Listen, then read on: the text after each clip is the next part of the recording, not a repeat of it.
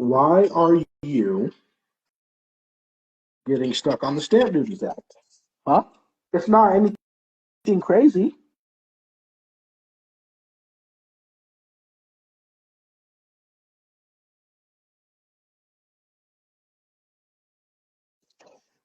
What do you mean when you say is it the same for rental leases? We were just talking about leases.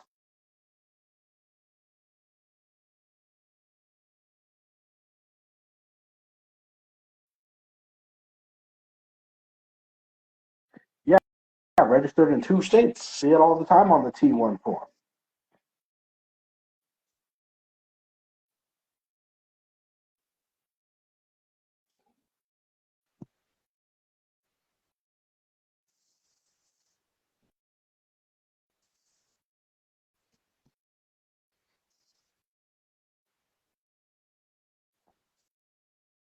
Yeah, they transfer things all day on their prospectus. Into trust, out of trust. Yes, you can record rental leases with the county. You're supposed to record them with the county because that shows you paid a security deposit. The security deposit is what secures the unit. Like I said, when you get a lease, they're supposed to take that money, put it in escrow. The security deposit, they collect the interest. When you move out, they give you back the deposit and the interest. You're not supposed to be paying them every single month because your security deposit secured the entire unit.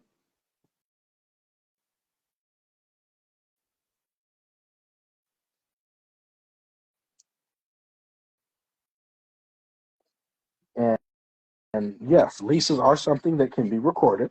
And when you record it with the county, then they can evict you.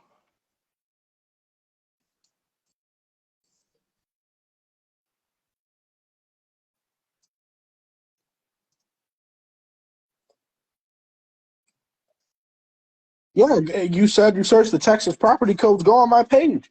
I literally posted a video with the property codes in there where they say specifically for Texas. Where it straight up say they got to record the lease.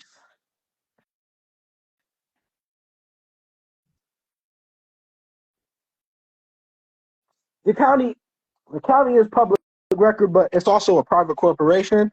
So it is public record, but it isn't, which is why we also do deal with the newspaper because the newspaper is the true public record. Um, because even the county, they're a private corporation, so it's public, but it's really not.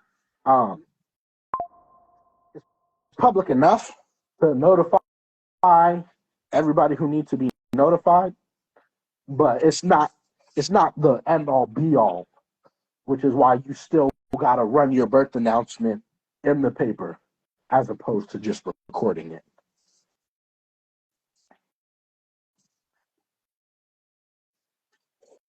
No, you don't have to put the lease in the newspaper. You can just record that.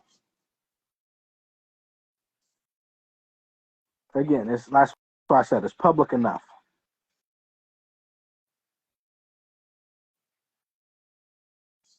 It's public enough. Know what I'm saying?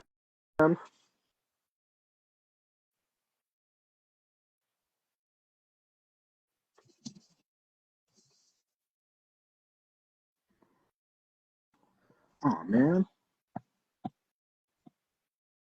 I done turned around and it's how to get so late.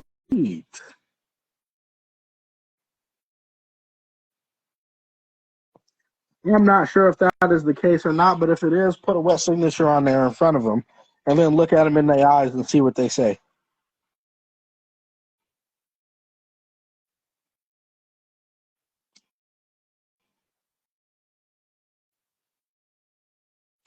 You don't need a birth certificate at all. You don't need a birth certificate at all. When the baby is born, you do your birth announcement, a family Bible, record the birth. That's just as admissible as a birth certificate. In a lot of places, again, birth certificates are relatively new. They've only been around like 100 years, okay? Um, Before birth certificates, again, people just announced their baby's birth and claimed them the old-fashioned way.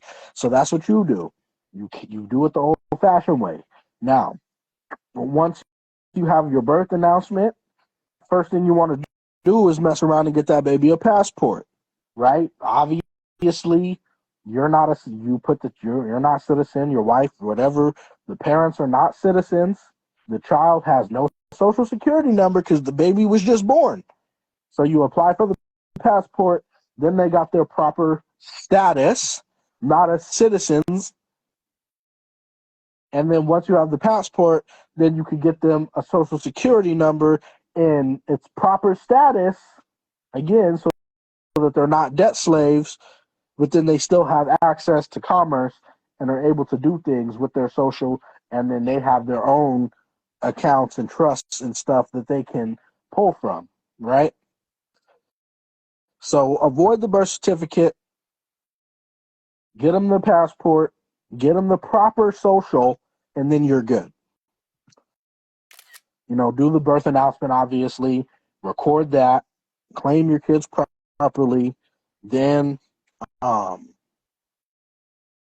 passport, social security card in its proper status. Passport in its proper status, social security card for its proper status. You heard the one guy say they did the home birth and he was able to get his child a passport with no social, no birth certificate, because you don't need none of that.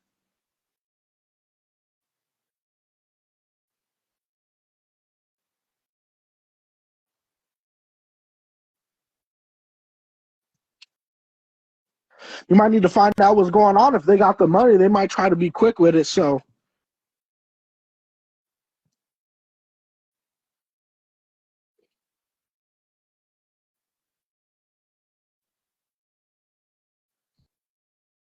yeah, use that and actually pull the Privacy Act where it says that no government agency is allowed to discriminate against the person